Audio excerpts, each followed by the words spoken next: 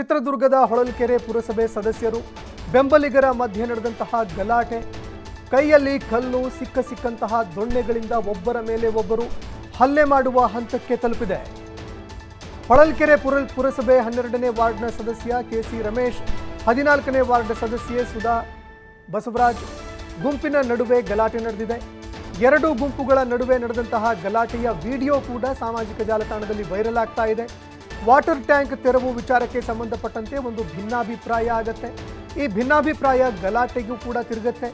ಗಲಾಟೆ ಬಳಿಕ ಯಾರು ಯಾರನ್ನ ಹಲ್ಲೆ ಮಾಡ್ತಾ ಇದ್ದಾರೆ, ಯಾರನ್ನ ದೊಣ್ಣೆ ತಗೊಂಡು ಹೊಡಿತಾ ಇದ್ದಾರೆ, ಯಾರ ಕೈಯಲ್ಲಿ ಕಲ್ಲಿದೆ, ಇದ್ಯಾವುದು ಕೂಡ ಗೊತ್ತಾಗದಂತಹ ಒಂದು ಸ್ಥಿತಿ ನಿರ್ಮಾಣ ಆಗಿತ್ತು.